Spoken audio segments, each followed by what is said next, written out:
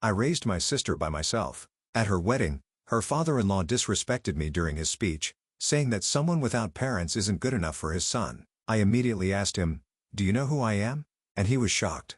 During my sister's wedding ceremony, my father-in-law suddenly said, "To be honest, both my wife and I wish this marriage never happened. We'd end it right now if we could." He looked at me and my sister with a sneer and added, "You're beneath us." My sister, who was in her wedding dress, started to cry. As her older brother, I stood up to defend her and her husband against our father-in-law's attempt to ruin the wedding.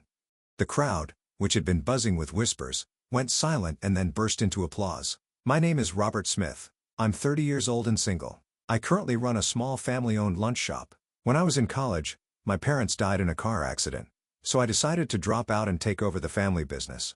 I moved back home to live with my sister Emily, who is 6 years younger than me, while I ran a lunch shop. I wanted to become a public servant in the future, but I needed to focus on supporting myself and my sister. Fortunately, my parents left detailed notebooks about the lunch business, including ingredient quantities, recipes, and cost calculations. My father's rough notes were neatly transcribed by my mother, who had beautiful handwriting. Our shop sign, Smith's Packed Lunch, was handwritten by my mother, adding a personal touch. She always taught me, "Your writing reflects your heart, Robert. Let's make sure you write beautifully." Even though we live in a digital age, I've always cherished handwritten letters. Emily, influenced by me, also had beautiful handwriting. The small 5-square-meter shop and the handwritten recipes are precious assets left by my parents. With the help of loyal part-time workers, I learned how to make the packed lunches. I even earned a culinary license while working. Emily often helped me, which was a great relief. When I was 24 and Emily was 18, she said, "Robert, after I graduate, I'll help you with the shop." I replied, "No. You don't have to push yourself. I'll manage somehow." "You should do what you want, Emily." Emily responded, "If I can choose, making packed lunches is what I want to do right now." After graduating from high school, Emily immediately started helping with the family business, for which I was truly grateful. With her help, I began developing original menus. I analyzed what was selling well, refined each packed lunch, reduced the number of items, and focused on a lineup of key products. "Robert, the fried chicken is selling like crazy recently. I modified Dad and Mom's recipe. It's a garlic and ginger sauce flavor that appeals to local tastes. Our spiced chicken curry is also doing pretty well. I hope it continues to do well. Should we increase how much we make?" Emily suggested. As she had predicted, the fried chicken became a hit, spreading quickly by word of mouth. Some regular customers even started ordering the fried chicken curry, which wasn't on the menu, and it eventually became a staple. My father often said, "Our customers are helping our shop grow."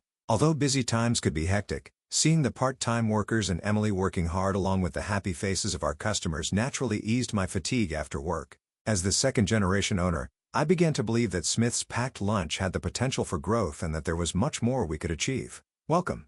Emily's cheerful voice echoed through the store. "Oh, that man is here again. He's a recent regular customer. He's been coming in with the determination to try every item on the menu. You're just one fried chicken box and a special fried chicken curry away from completing the menu." "Quite impressive," Emily said. "I like to save the best for last." "Thank you for always making such delicious lunches," the customer replied. Having regular customers is a blessing. On rainy days, sales typically drop, but this customer would even come during storms. "Robert, I have something to tell you," Emily said. "When I was 16, I started helping with the family business right after high school. John's father told Emily, 'I'm looking for someone more suitable for John. I could introduce him to someone else. You might have had a tough life, but you are not suitable for my son. He's our precious eldest son. Please leave.' Despite John's efforts to defend Emily, his father wouldn't listen. Emily came home feeling sad, embarrassed, and disappointed. Not suitable. I can't believe some parents still think like that in this day and age. I'm proud to be the daughter of a small packed lunch shop owner, but today I just feel shattered. The talk about status and everything made me cry. How can they judge you based on what little they hear?" Emily said, tears in her eyes. "John says he won't give up even if his father opposes. He wants to proceed with the wedding plans. We might end up eloping, you know. It sounds like a reverse Romeo and Juliet. It could be a tragic story. I told John not to push himself, but he said he couldn't imagine his life without me. He was serious enough to say he'd cut ties with his parents if that's what it took for us to be together. Whether that was the best decision for both of them was unclear. As her brother, I couldn't stand to see Emily cry. If anything bothers you, no matter how small, talk to me, I told her. Thanks, Robert.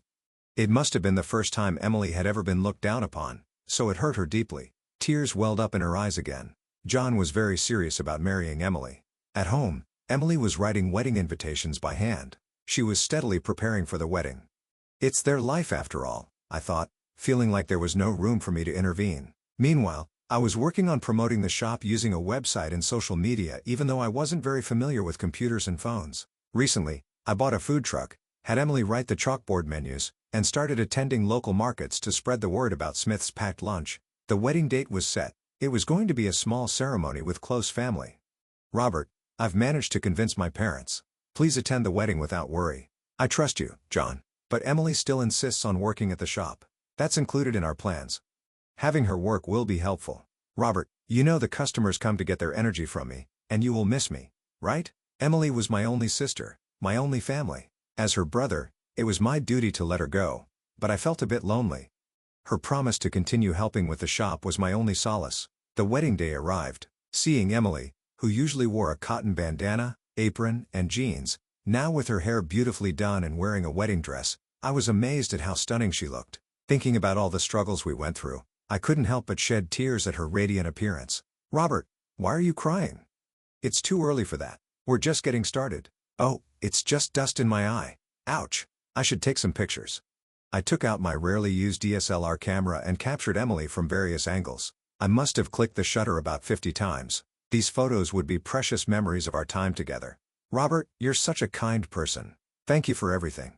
Please continue to support me. In truth, those words of gratitude were likely meant for our late parents. Ever since I dropped out of college, I've been a stand-in parent for Emily. I hoped I managed that role well enough. Overwhelmed by Emily's thanks, I turned away and cried. The ceremony proceeded as planned. The bride and groom sat at their seats, looking at us with a mix of shyness and happiness. It was time for the father of the groom's speech. Although John's father had initially opposed the marriage, John assured me he had convinced his father. Good day, everyone. I am Sam Thompson, the father of the groom John. On this auspicious day, I thought as I watched the groom's father, I feel like I've seen that man somewhere before. He seemed accustomed to public speaking and was adept at holding the audience's attention. His speech was written on a long vertically folded piece of paper, suggesting it would be lengthy. I expected it to be a heartfelt speech that would make the bride and groom happy. As I was saying, I run a food manufacturing company and plan to pass it on to my eldest son, John. He spoke about his company, how he had raised John with care, and his desire for John to inherit the business. This meant Emily's future would be secure. However, as the speech continued, it took a strange turn. I heard the bride's parents passed away early, and she's had a tough life as the daughter of a small packed lunch shop owner. In contrast, John graduated from graduate school and is set to become an elite. This is the very definition of disparity. Is this kind of misfortune acceptable? Frankly, both my wife and I wish this marriage never happened. We want it annulled immediately. The room began to buzz. The groom's father placed the letter on the bride and groom's table as if to say, "Take this." A wedding speech that proposed breaking off the marriage. This wedding was orchestrated to humiliate his siblings. Emily was in tears, and John got furious at his father's selfishness and stood up abruptly. I also stood up seeing this and signaled John to calm down. I took the father's letter and stepped up to the microphone. "What are you doing, young man? Why did you take my letter?" John's father said.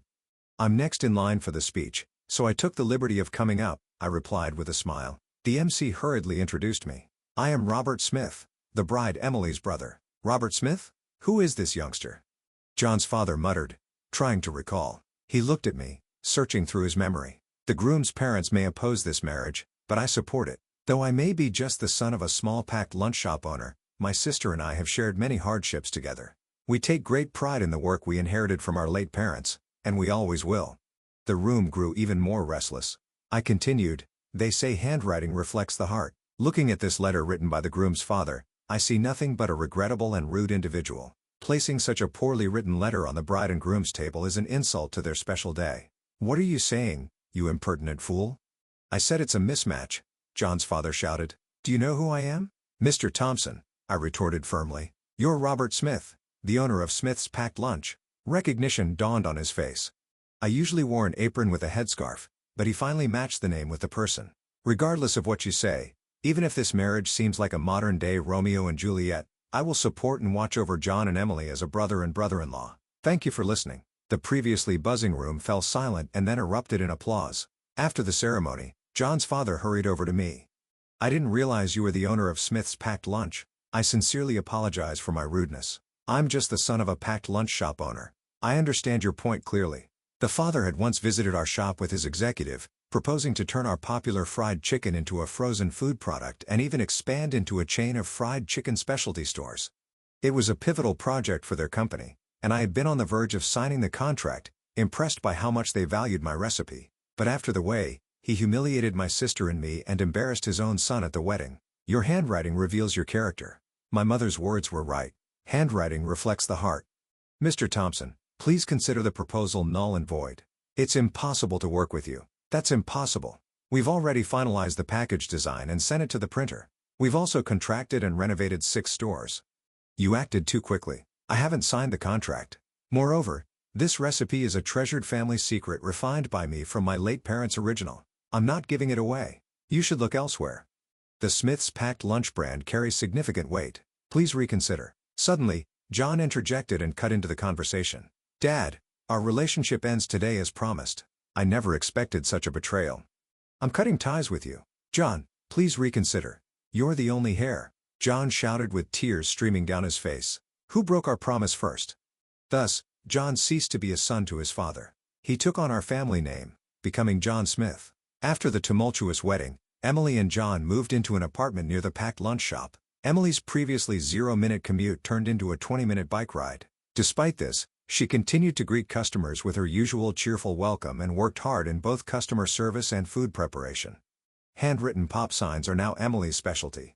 They are an indispensable promotional tool for Smith's packed lunch. John supported me on the business side, asking, Robert, is there anything I can help with? Cutting ties with his parents did not diminish John's exceptional marketing skills. He later established a digital marketing company. With no hair left, John's parents brought in a new president for their food manufacturing company from outside. However, as a chairman, Mr. Thompson was not good at delegating and quickly drove the new president out. He then took on the title of chairman and president himself, but his notorious reputation caused the company to shrink further. The cost of losing John was steep for Mr. Thompson. With John's help, I focused on product development. While creating hip products was challenging, Smith's packed lunch gained more recognition.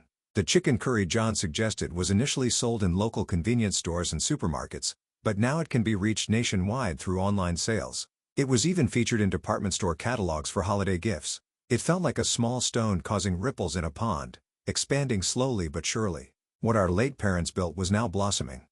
One day, a woman came for an interview. She was a year older than me. I looked over the resume, and the handwriting on the resume was excellent. The handwriting was beautiful, reminiscent of my mother's. She expressed her love for our packed lunch and store interior. Her sincerity was evident. Emily vouched for her meticulous customer service and work ethic. Handwriting reflects the heart, I thought. Captivated by her elegant handwriting, I proposed to this passionate woman. Now we have 2 children, making us a family of 4. Today, we're taking the food truck with our family and my sister's family to a gourmet food festival. The event is at a large park in New York. A large crowd is expected. We've refined our signature fried chicken for this day. I am confident that the future of Smith's packed lunch is bright.